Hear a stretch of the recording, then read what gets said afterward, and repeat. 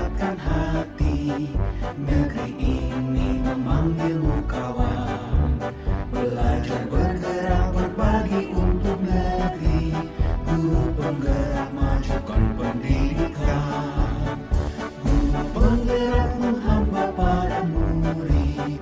Kreatif rancang pembelajaran. Hargai potensi, tingkatkan prestasi. Lahirkan profil pelajar Pancasila. Belajar bergerak berbagi untuk negeri. Kita menjalin kolaborasi. Belajar bergerak berbagi untuk negeri. Demi bakti pada Ibu Pertiwi.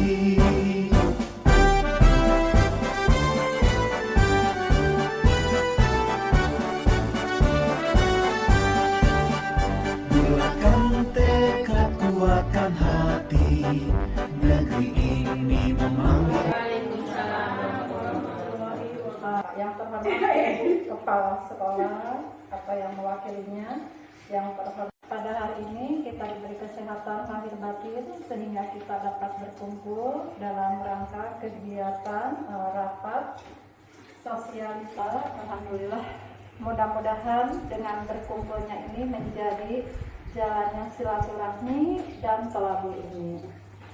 Baiklah, untuk mempersingkat waktu, kami persilakan kepada narasumber yang pertama yang akan disampaikan oleh Bapak Farid. Kepada Bapak Farid kami persilakan untuk menjelaskan materi yang sudah direncanakan. Buat moderator yang telah memberikan kesempatan kepada saya untuk menyampaikan materi atau mungkin di sini sharing materi tentang tugas modul yang kami jalani, yaitu modul 2.1, dan tentu ini harus disosialisasikan kepada rekan-rekan karena ini juga berkaitan dengan anak ya. Bisa Bapak Ibu lihat di layar, kegiatan kita ini adalah sebetulnya sosialisasi calon guru penggerak untuk mewujudkan SMP Negeri 1 Sukatani dengan budaya positif. Tentu Bapak Ibu sudah bisa membayangkan apa budaya positif. Budaya itu berangkat daripada apa? Berangkat daripada pembiasaan dan karakter. Setelah menjadi karakter, insya Allah berbudaya di sini akan mengakar kepada guru, kepada anak, dan menjadi hal yang biasa, bukan hal yang aneh. Di SMP Sukatani sebetulnya sudah terlaksana. Cuma mungkin kita sama-sama saling mengarahkan. Adapun untuk budaya positif ini harus ada kesepakatan Bu ya. Hari ini tidak setuju, kalau misalnya setuju apa yang harus dituliskan. Nah, ini yang keyakinan kami lakukan ya. Ini ada contoh, nanti Bu Heri yang akan membahas supaya semuanya kebagian. Jadi saya itu aja ya. Nanti ada tanya jawab. Terima kasih. Wassalamualaikum warahmatullahi wabarakatuh. Alhamdulillah ya, kami ada pencerahan yang selanjutnya, yaitu akan disampaikan oleh Bu Herni. Kepada Ibu Herni kami persilakan. Assalamualaikum warahmatullahi wabarakatuh. Masih semangat? Masih semangat, alhamdulillah ya. Supaya tidak bosan ya. Ini ada sedikit yel-yel dulu tentang gerak tubuh. Boleh berdiri ya semua. Pakai apa? Tangan, kaki dan tangan ada di mana?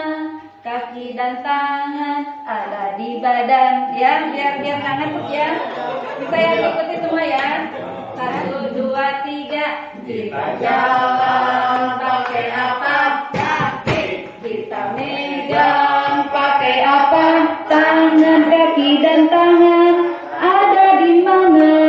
Kaki dan tangan ada di badan. Kita melihat pakai apa? Mata. Kita mendengar pakai apa? Telinga. Mata dan telinga ada di mana? Mata dan telinga ada di kepala. Mencium pakai apa? Hidung. Kita bicara pakai apa? Mulut. Hidung dan mulut ada di mana? Hidung dan mulut ada di muka. Smile ya. Oke, terima kasih. Silakan duduk kembali. Semua. Saya lanjutkan untuk sesi materi yang kedua. Saya melanjutkan dari ini yang pertama yaitu latar belakang dari background saya menyampaikan materi tentang yang sudah saya sebutkan tadi, yaitu tentang keyakinan kelas dan restitusi 5 kontrol guru serta segitiga restitusi. Budaya positif adalah nilai-nilai keyakinan, keyakinan dan kebiasaan-kebiasaan yang berpihak pada murid agar dapat berkembang menjadi pribadi yang kritis, kemudian penuh hormat dan bertanggung jawab. Salah satu unsur utama dari budaya positif adalah disiplin positif sebagai salah satu wadah menciptakan budaya positif yang berhubungan erat dengan tercapainya tujuan pendidikan sesuai dengan filosofi Ki Hajar Dewantara. Nah, mengenai filosofi pendidikan Ki Hajar Dewantara sebenarnya tadi sudah dipaparkan oleh rekan saya, yaitu bahwa pendidikan itu menuntun anak dengan memperhatikan segala kodrat yang ada, baik kodrat zaman maupun kodrat alam. Jika disiplin, maka yang akan terbayang adalah peraturan tata tertib, kemudian kepatuhan, dan kepatuhan ya. Kemudian KHD atau Ki Hajar Dewantara menyatakan bahwa syarat utama untuk mencapai kemerdekaan dalam konteks pendidikan kita saat ini adalah disiplin yang kuat. Disiplin diri yang dimaksud adalah disiplin diri yang memiliki motivasi internal atau motivasi intrinsik. Jika kita tidak memiliki motivasi internal, maka kita memerlukan pihak lain. Tapi mereka tanpa perintah, ya. Nah, justru mereka di sini itu adalah kita cakap memerintah diri sendiri. Ya, kira-kira mungkin seperti itu ya yang dimaksudnya. Kemudian menilik dari kata disiplin, seperti apa yang dipaparkan oleh Ki Hajar Dewantara, pada eksistensi pembelajaran saat ini, yaitu transisi ya dari kemarin PJJ atau online atau daring ke pembelajaran tatap muka atau istilahnya kita luring ya. Saya melihat disiplin positif ini harus dimunculkan kembali ya. Jadi perubahan lama kita rubah ke perubahan baru yang positif. Hal ini terjadi karena pada masa pandemi atau pada masa PJJ, disiplin positif ini kurang mendapatkan perhatian karena pembelajaran masih lebih mengejar target penyampaian materi. Salah satu langkah untuk memunculkan kembali disiplin positif tersebut yaitu dengan membuat keyakinan kelas. Mangga barangkali ada yang tahu tentang keyakinan kelas? Keyakinan kelas gitu. Kenapa tidak peraturan kelas atau tidak keyakinan kelas? Tidak peraturan kelas saja, sementara yang sudah-sudah kita biasanya tata tertib itu lebih ke peraturan gitu ya. Ada? Mungkin kalau peraturan mah yang membuatnya guru ya, guru untuk semua siswa gitu di dalam kelas.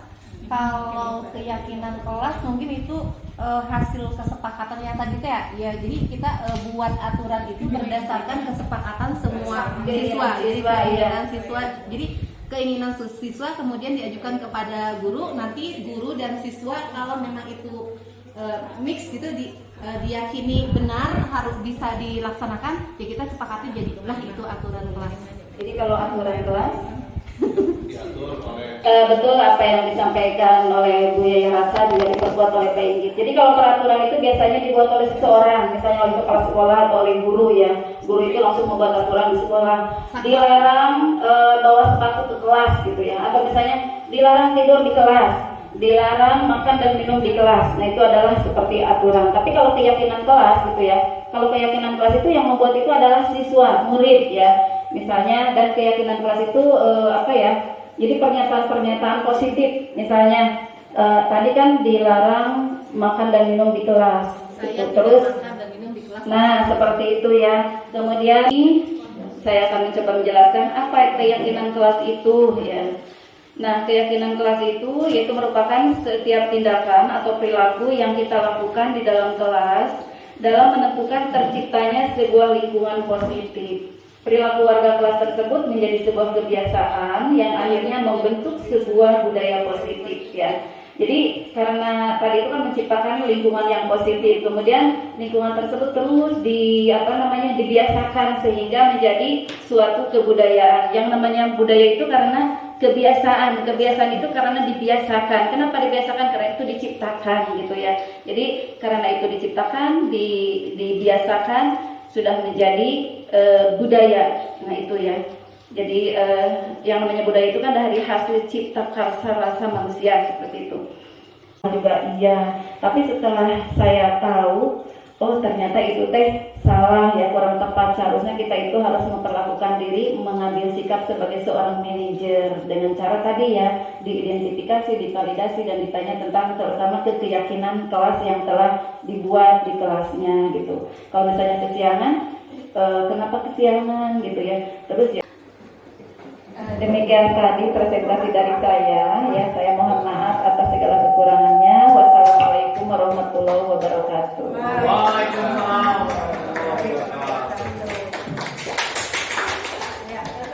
Ya, saya di sini bukan berarti saya bisa gitu atau saya paham, saya juga masih belajar, tapi ini namanya juga sesi berbagi dalam pementasan budaya positif ya.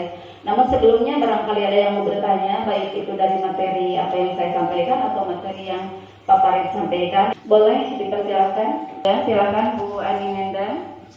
Terima kasih Ibu Hermi yang telah untuk memberikan waktunya. Yang saya tanyakan, bagaimana ya kami selaku orang tua di sekolah ya harus bijak dalam menangani permasalahan yang ada di lingkungan sekolah. Pertama, yang salah satu contoh ketika kesiangan itu dari hari Senin itu banyak sekali. Kalau di hari Senin kaitannya kita dengan upacara juga dengan aturan jam 6 udah mulai harus sudah ada di sekolah. Lalu setelah itu yang ke satu itu ditanya. Setelah ditanya alasannya diidentifikasi permasalahan yang ada. Pertama ada yang memang jujur juga anak. Bu, saya tidur jam 1. Apa alasannya tidur jam 1? HP Bu. Karena banyaknya, lalu yang sehingga kami dapat menyimpulkan dari sekian orang kami simpulkan, tarik kesimpulan ternyata HP yang menjadi permasalahan.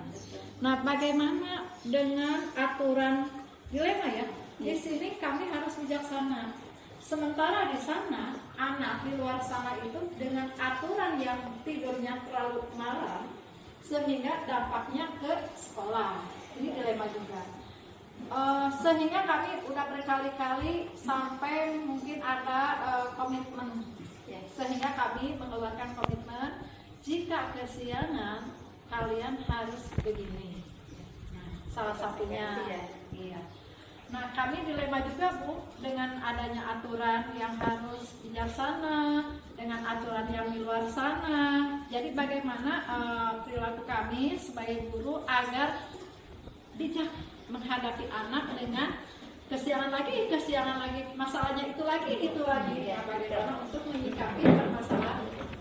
Terima kasih.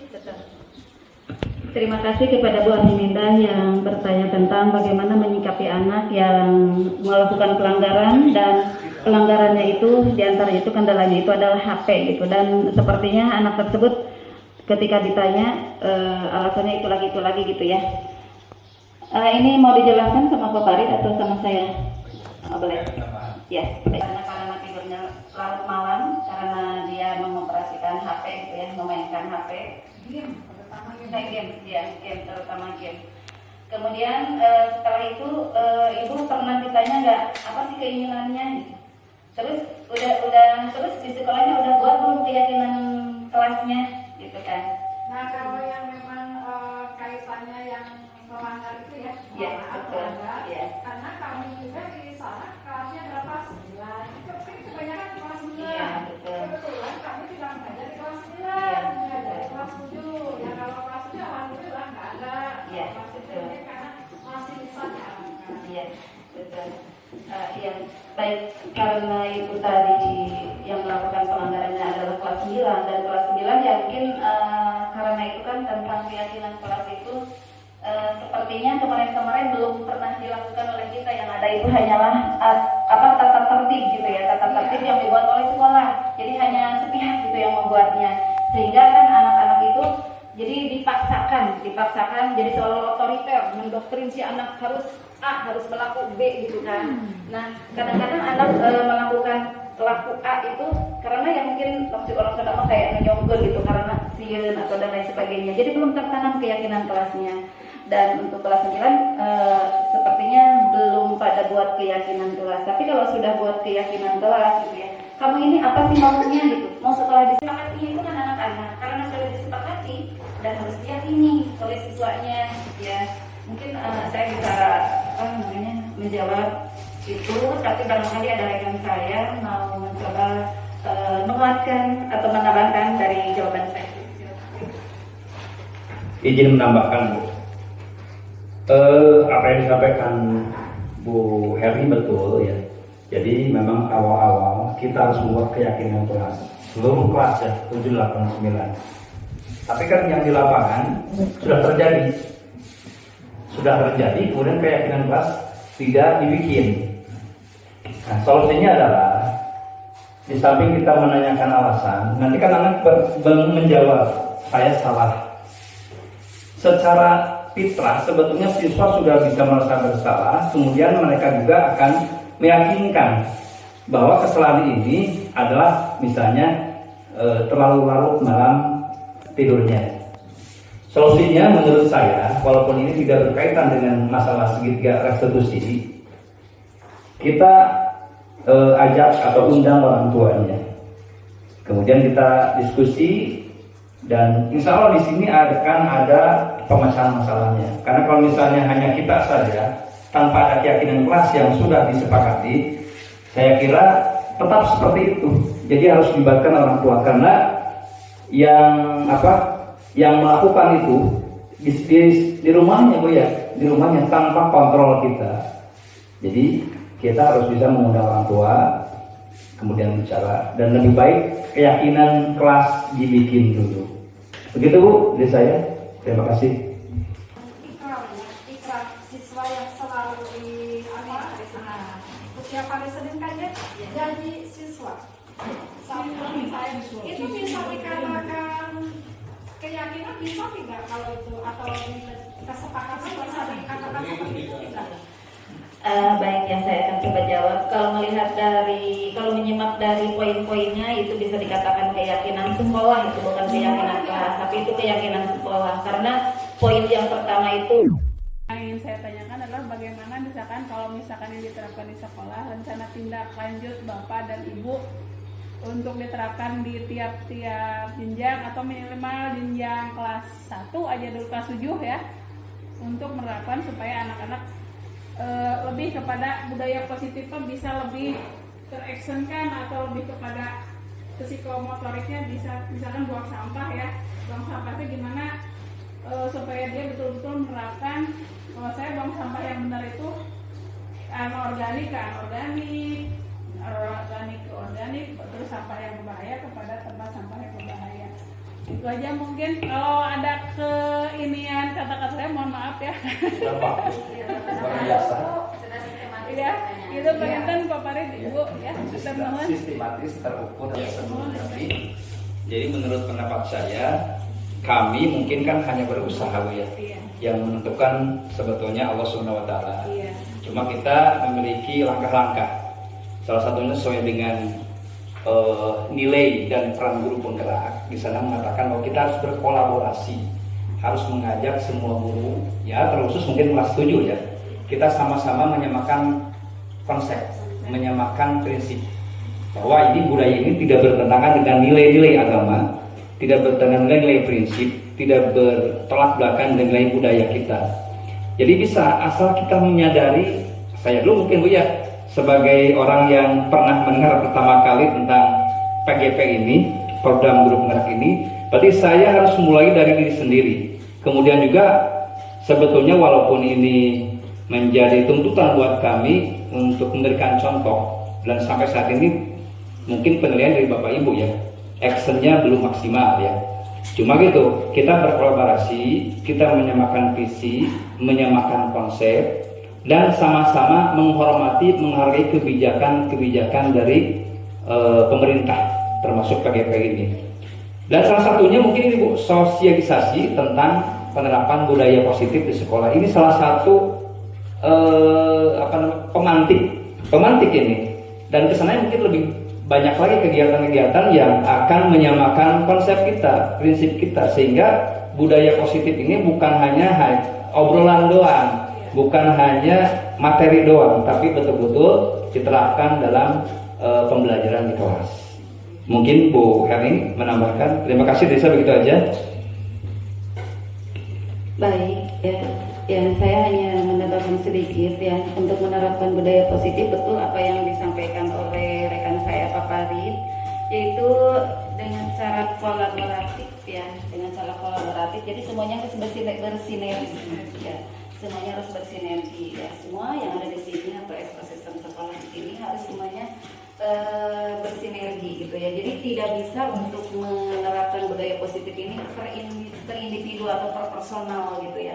Jadi harus semuanya berkolaboratif. Dan di sini budaya positif di sini sebenarnya sudah bagus ya. Pertama tentang ketika pagi kita bersalaman menyambut anak, kemudian di pagi hari membaca Asmaul Husna, membaca surat-surat pendek, itu adalah budaya positif. Kemudian setiap Jumat kita mengadakan kunjumpa, melaksanakan duha bersama, itu juga budaya positif dan itu perlu ditingkatkan, kalau perlu ditambahkan gitu yang kira-kiranya kebiasaan-kebiasaan yang positif yang mengandung nilai-nilai kebajikan universal.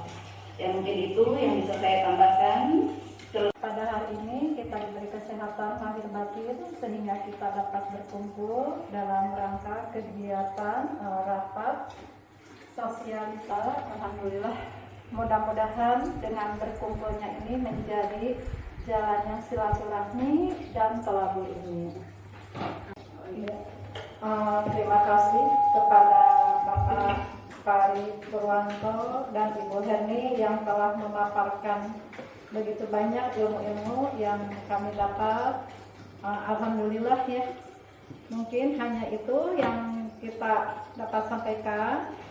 Kita doa dulu ya sekali sekalian.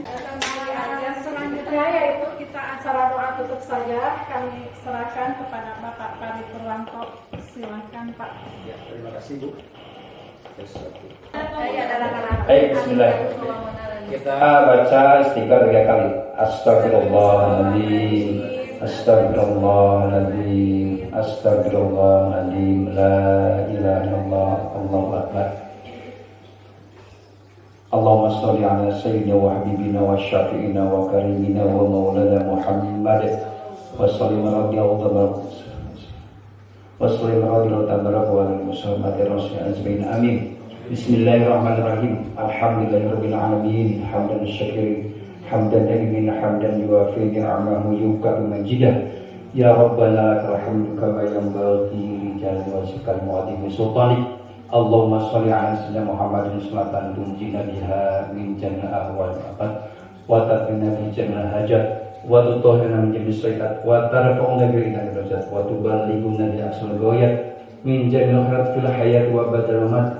Allahumma rabbana taqabbal minna salatana wa siyamana wa ruku'ana wa sujudana wa qu'udana wa tadarru'ana wa tahassu'ana wa ta'abudana wa tamim taksana ya Allah ya Rabb bisakratul maut wa najata minan nar wa afwa ila lisan. Allahumma ighfirli wa li walidayya warhamhuma kama rabbayani shaghira. Rabbana taqabbal minna innaka antas samiul alim. Rabbana atina fid dunya hasanah wa fil akhirati hasanah wa qina adzabannar. Subhanaka rabbika rabbil izzati amma yasifun wa salamun ala al-mursalin walhamdulillahi rabbil alamin. Al-Fatihah.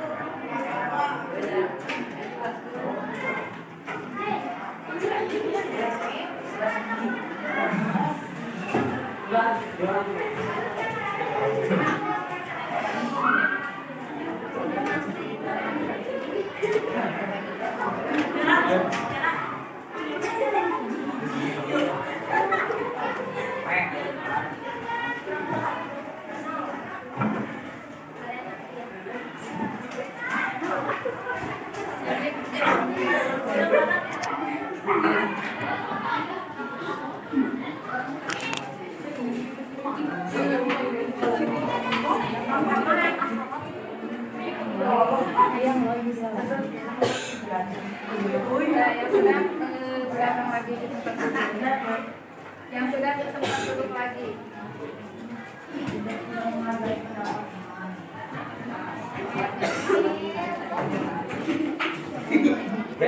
Nanti baca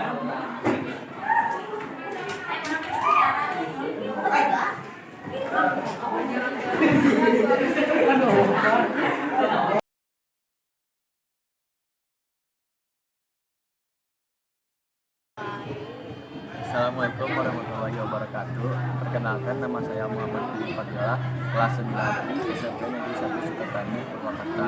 Saya akan mencoba merefleksi tentang kesempatan kelas ini yang sebelumnya telah dibuat bersama Ibu Hetty Kurnia. Kesempatan kelas ini tentang kebiasaan-kebiasaan positif yang harus dilaksanakan oleh semua warga kelas. Dan yang saya rasakan setelah dibuat kesempatan kelas ini dan diterapkan oleh semua warga kelas, menjadikan kelas terasa nyaman dan penuh kekeluargaan. Berharap kedepannya nanti penerapan kesempatan kelas ini bakal banyak budaya-budaya positif yang akan tercipta di kelas ini. Terima kasih. Assalamualaikum warahmatullahi wabarakatuh. Assalamualaikum warahmatullahi wabarakatuh. Perkenalkan, nama saya Desi Fitriani Putri dari SMPN 1 Sukatani, Purwakarta. Saya akan mencoba refleksi tentang kesepakatan kelas yang sebelumnya sudah dibuat bersama Ibu Hetty Putri. Kesepakatan kelas ini tentang budaya positif yang berisikan perilaku-perilaku positif yang harus diterapkan oleh setiap anggota kelas. Adapun yang saya rasakan setelah kesepakatan kelas ini dibuat dan diterapkan oleh setiap anggota kelas, yaitu terciptanya kelas yang disiplin, bertanggung jawab, dan menghargai satu sama lain. Dari kesepakatan kelas inilah nantinya akan dijadikan contoh berperilaku baik di lingkungan sekolah kami. Sekian refleksi dari saya. Wassalamualaikum warahmatullahi wabarakatuh. Bismillahirrahmanirrahim. Assalamualaikum warahmatullahi wabarakatuh. Perkenalkan, nama saya Hayuma SPD. Saya sebagai pengajar kelas 7 dan sekaligus sebagai wali kelas kelas 7 dari SMPN 1 Sukatani. Saya akan mencoba merefleksi dari materi yang sudah disampaikan Bu Herni dalam sesi berbagi penindasan budaya positif melalui keyakinan kelas dan restitusi. 1. Keyakinan kelas merupakan sesuatu yang dapat diterapkan di lingkungan kelas tersebut. Pembuatan keyakinan melibatkan semua warga kelas melalui kegiatan curah pendapat. Keyakinan kelas ditinjau kembali dari waktu ke waktu. 2. 5. Kontrol diri. Ada 5 posisi kontrol yang diterapkan oleh seorang guru, yaitu 1. Sebagai penghukum, 2. Sebagai pembuat orang merasa bersalah, 3. Sebagai teman, 4. Sebagai monitor, dan yang kelima sebagai manajer. 3. Segitiga restitusi. Segitiga restitusi adalah suatu proses menciptakan kondisi bagi murid untuk memperbaiki kesalahan mereka, sehingga mereka bisa kembali kepada kelompok mereka dalam karakter yang lebih baik. Demikian refleksi dari saya, semoga bermanfaat. Wassalamualaikum warahmatullahi wabarakatuh.